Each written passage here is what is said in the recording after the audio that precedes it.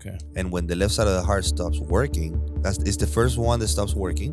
Okay. Is the one that takes the most load. Is the side that is not more important, but it's pushing oxygenated blood to the rest of your body. So if it gets affected, your organs don't get blood. Your brain doesn't get oxygenated blood. So if it gets blocked, and it gets blocked quite a bit, you die very fast.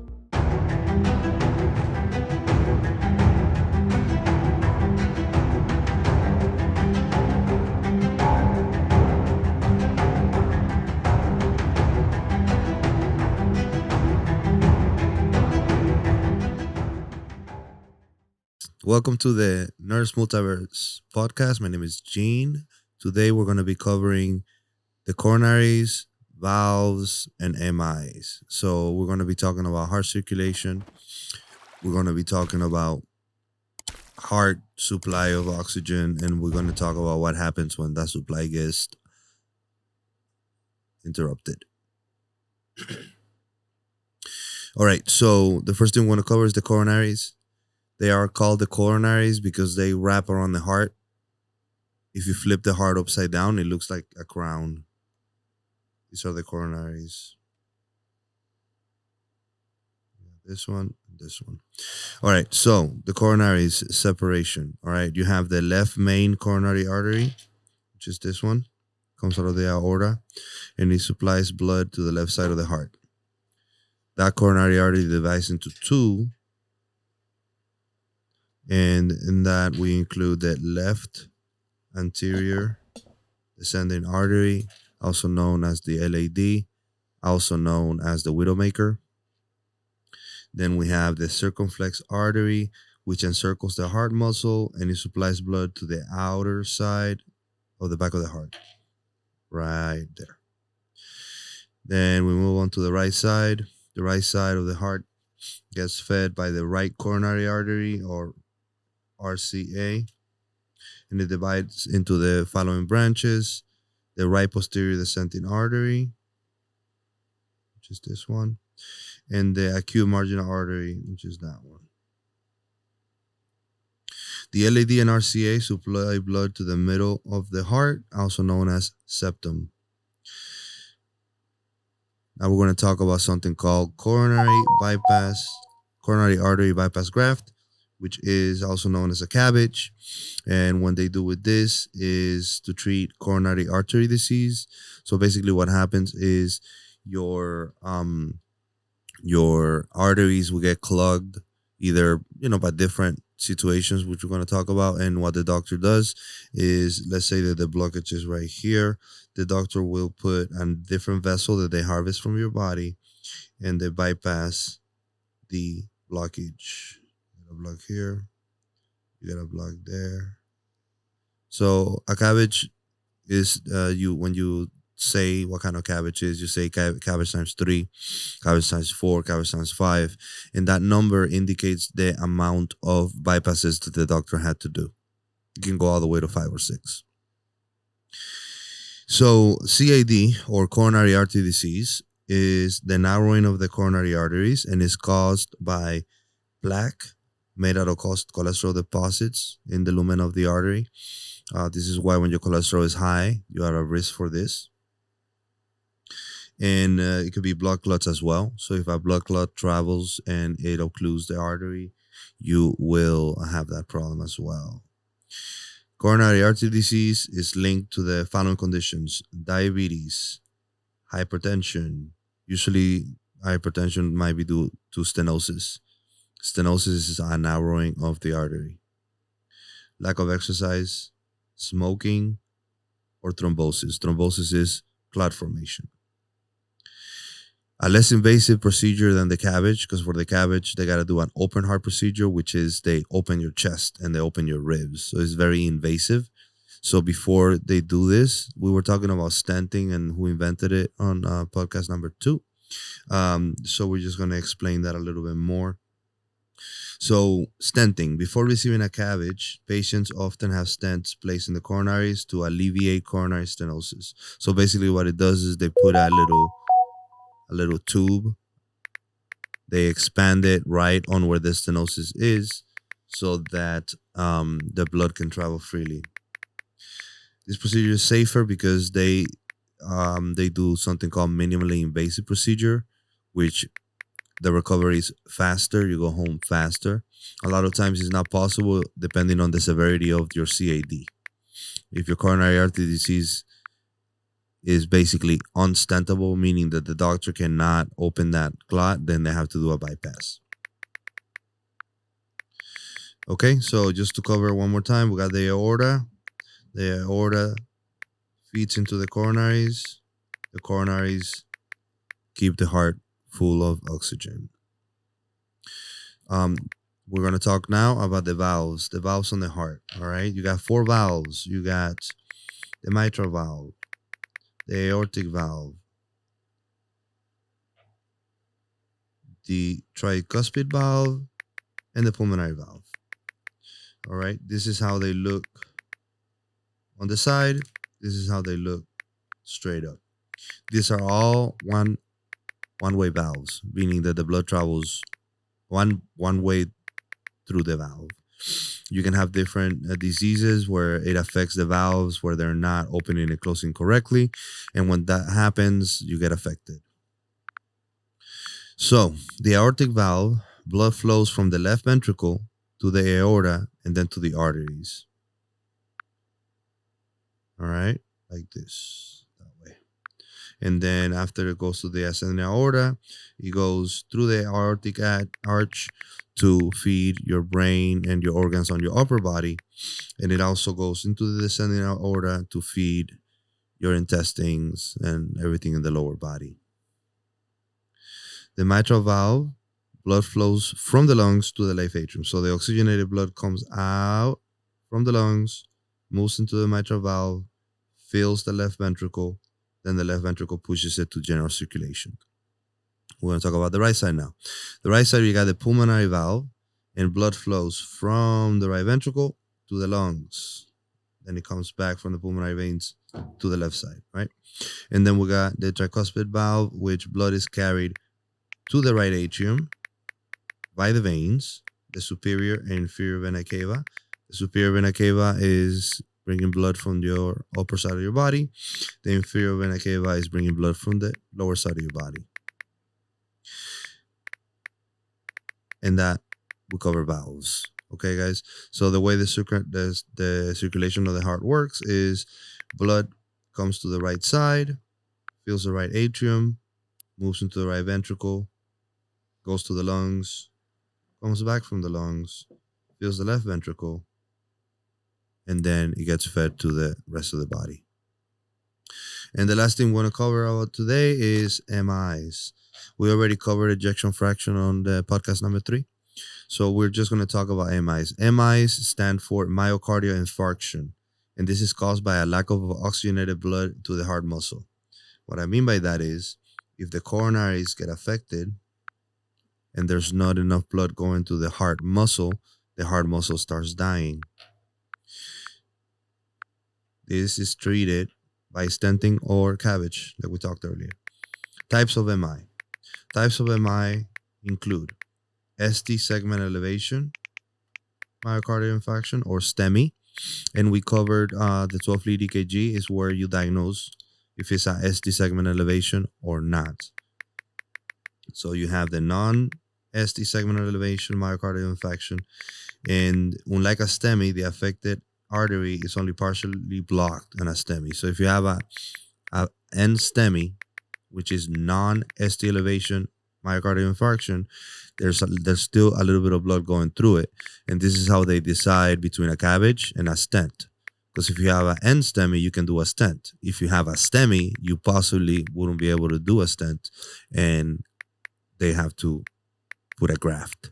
This is all diagnosed in the cath lab. You go to the cath lab, they shoot dye on you, and they see what's up. Another type of MI is a coronary artery spasm, also known as angina or silent heart attack. That's when the symptoms can be mistaken for muscle pain, indigestion, and other diffuse symptoms. Only imaging and blood test results can tell the doctor if you have a silent heart attack, and this is prevalent in women and diabetics. So Usually, the classic symptoms of a heart attack is going to be pressure on your chest, radiating to the left side of your like your arm. But this is prevalent in men. In women, is more GI, meaning they start throwing up, they get diarrhea, and that's how the heart attack, the MI, presents itself in women and diabetics, and that's why a lot of times is misdiagnosed. Medical imaging. This is how you diagnose what's going on inside of your body. Okay. And is the definition is the technique and process of imaging the interior of a body for clinical analysis and medical intervention. Within this, you have two ways to do it. The invasive way is called a TEE, and that's a transesophageal imaging. So what they do basically is they go behind the heart, they put a probe down your throat, and they shoot their ultrasound waves in order to see what's going on. The other version of imaging is called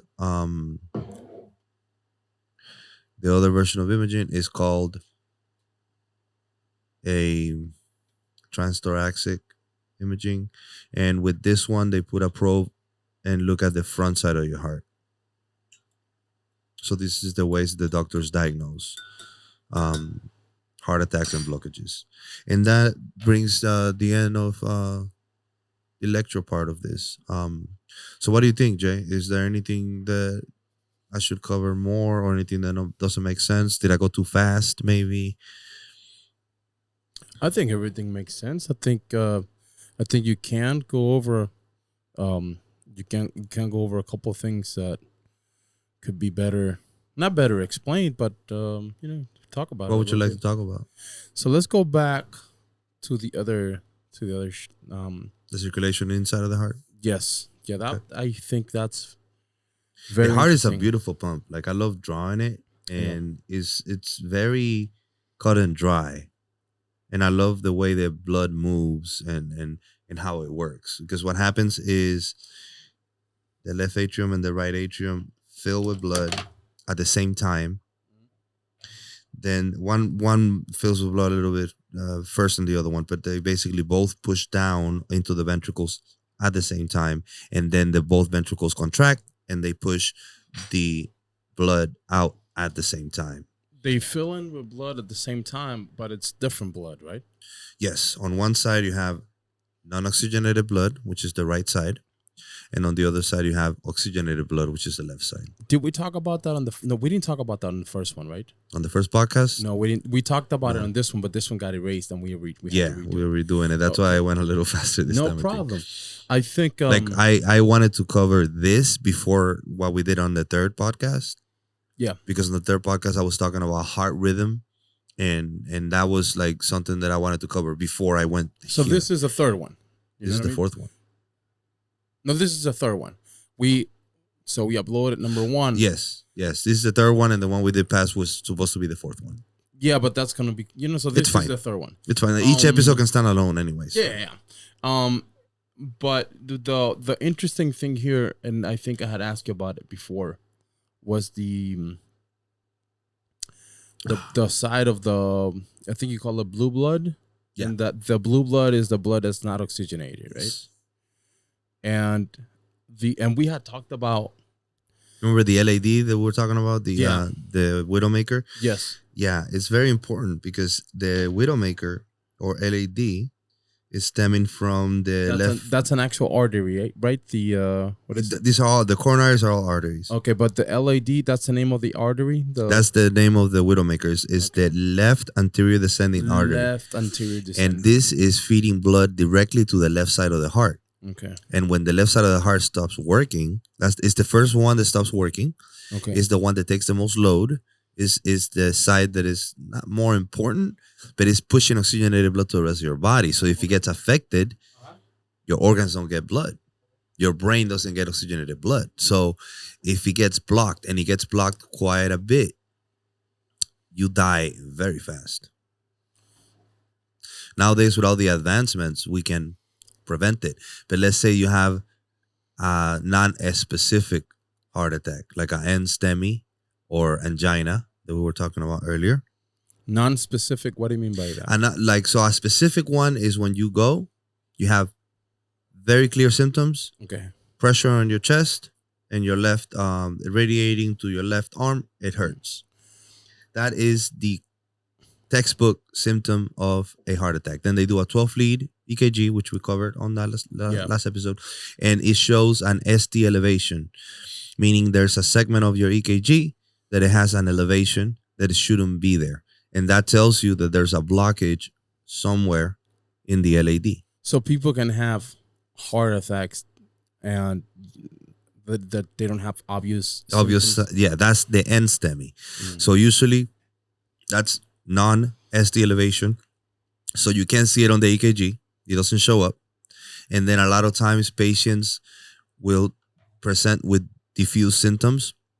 Diffuse symptoms is usually indigestion. Okay. So the person gets indigestion, they go to sleep because I'm going to feel better tomorrow, and they die on their sleep because they don't go to the doctor. Yeah.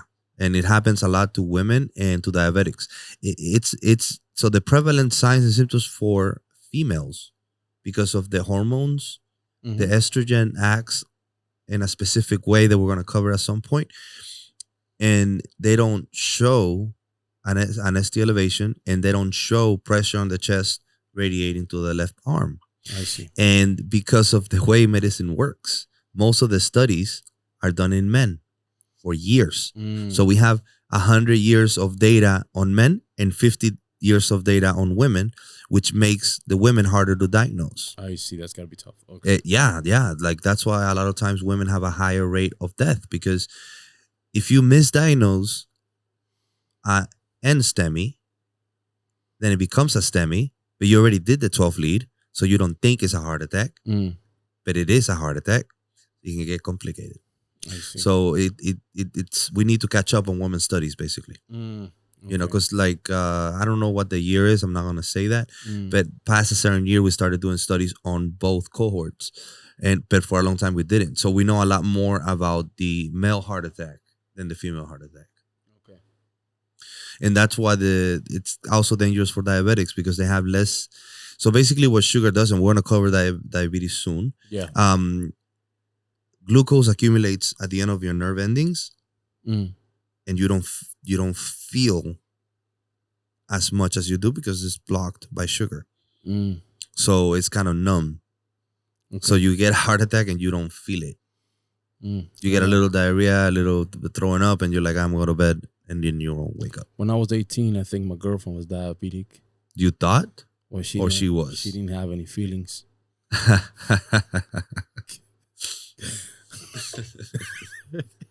Yeah.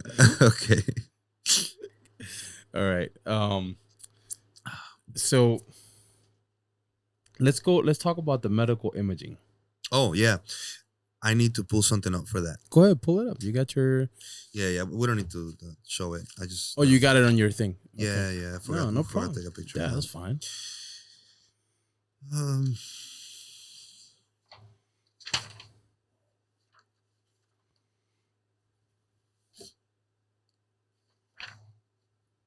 Sorry, I'm looking for... No, man. No problem. No, that's fine. And the medical imaging is the way that where here it's a surefire way to diagnose technique. This. Okay. Yeah. So it's how you. It's a way to. I found it. It's a way to look at the heart, or look inside the heart, or... Yeah. So it's called an echocardiogram. Oh, the EK. We talked about that last the podcast. EKG, and then not the EKG, an echocardiogram. Oh, it's different. Okay. Yes, the echocardiogram. The keyword is echo. Okay. All right, because for the EKG, what you call it is an electrocardiogram. Oh. So an electrocardiogram is measuring the electrical activity of the heart. All right. An echocardiogram is giving you a view of the heart. So one is a little line, the other one is an image. So you could say that one measures like the functioning, and the other one shows you a picture of it. Well, they both measure functioning. Okay. So it's something that you have to use both. One measures electrical activity, because with different diseases and disease process, you have certain rhythms which we'll talk at some point. You have like an interruption of electrical activity of the heart, so it doesn't beat in time because the heart is a time pump.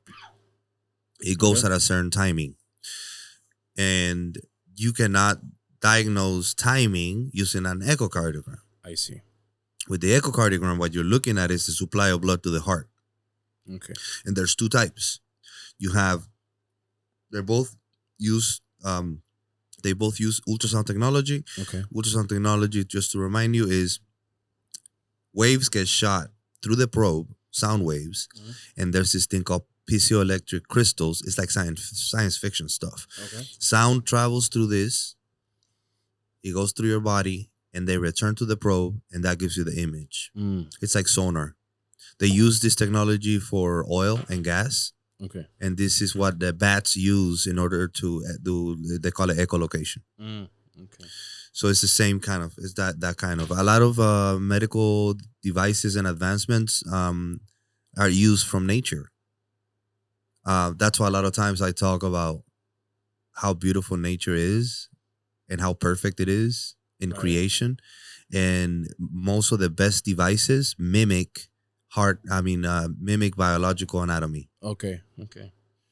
I see. So the echocardiogram can be two different categories. You got one for the back of the heart and one for the front of the heart. The one for the back of the heart is called a TEE, which is a transesophageal echocardiogram. Okay. And what they do is they slide a little probe, the ultrasound probe, through your throat, and then they should raise directly from behind the heart in order to see what's going on behind. And then you have the transthoracic, which is non-invasive. It's just like an ultrasound for the baby. They just, instead of putting it on the stomach, they put it right over your heart. I see that. And that's what imaging is. I see. So you have a lot of kinds of imaging. You got MRIs, which is magnetic resonance. And I don't remember what the I stands for, but it's magnetic resonance. And it's basically a big magnet. And it sounds really loud, and you can't have anything metal in there because it'll go flying.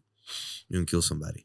A lot of people that are claustrophobic can't do it. Like the other day, I was taking my parent to get one, and she can't get one in the tube. So they have this thing called open MRI, which you just sit and it does the job. It does the same as the same Is thing. it the same thing or is it less effective? No, it's the same thing. It's just as effective. Nowadays, it's incredible the things you can do. Because a lot of people that have claustrophobia cannot be on that tube. You gotta like give them sedation, and you don't want to give sedation if you don't have to. It's not good. I see. X-rays, another version of imaging. CT scan, another version of imaging. So these are all diagnostic tools. The more and the earlier you use the diagnostic tool, the better the result for the patient. What happens? So that's a good thing you said there. The more, the earlier, and the more you use it. Now, why do people not use diagnostic tools, or why they avoid their checkups? What's the deal? People don't go check themselves enough. Like when you turn 40, if you are African American or you're African descent, you must go do a colonoscopy. Because there's a high rate of cancer there, and if you find it early, like nowadays, it's kind of funny. You poop in a little cup and you send it, and they analyze it to see if you're at risk or colon cancer, because colon cancer is like breast cancer. Can you do that at any age, or you have to do it like? You don't need to do it early unless you have risk factors, but at 40 you should do it if you have African descent. If you don't have African descent, then the risk is lesser. But there's other tests you must do at certain ages for different genetic groups. It was recommended for every man to do a colonoscopy after a certain age. I would say you can wait to 45, 50 if you don't have African descent. If you have African descent or if you have family history of it, you got to get it done. I see. Also prostate cancer. Oh, the prostate is the one that they recommend for everybody. Yes, for everybody. And men don't want to go because the procedure is kind of uncomfortable. Right. Same thing, breast cancer. Women should always be checking for lumps their whole life, because if you don't catch that in time, it travels to the rest of your body, and once it hit the lymph nodes are the way that your body deals with drainage that is not blood. So they do a lot of work with infection. And if you get cancer in your lymph nodes, guess what? It travels to the rest of your body. So that's lymphoma. Got it. All right, man. That sounds good. I think that's a good. I don't want to cover too much data. I think that's a good episode. Yeah, we have a lot of things to talk about. Yeah. You know, I was talking to a friend today, and his partner is having issues with allergies. Okay. In Houston, the allergies are horrible right now. Mm. It's called ragweed, and basically the treatment for that, and I'll stop after that. Yeah. Is you gotta eat local honey. I've Grown heard in about that. Yeah, that's how you do with the allergies. And in Miami the allergy is not as bad because Houston is kind of like a swamp. I'm gonna tell you something wild Yeah, go about ahead. allergies, right? So I have allergies with asthma, and usually a place that is like high dusty or has like rugs or like this studio will trigger it. And I used to like whenever I used to come up here and spend a lot of time in here, a day or two after I'd have like to use an inhaler or whatever, and then I fill the room up with plants, and now I don't have the problem anymore. Oh wow! So it's The like, plants might filter. The they're plants purifying. might purify filtering. the air. I'm not like super knowledgeable about that. I don't know either, but like whenever I fill the room up with plants, it stopped. You know? Yeah. And You know what you will love is an air purifier. I gotta buy one. Yeah. Oh, those are great, bro. All right, we gotta wrap it up. Wrapping it up. Please follow if you're on Spotify, if you're on YouTube, like, subscribe. And we're gonna start doing TikTok videos soon. We're gonna start putting this content on TikTok, and on the platforms. So like and follow wherever you're looking at this. Like and follow so you can get more of this great content from the Nurse Multiverse Podcast with Gene. All right, guys.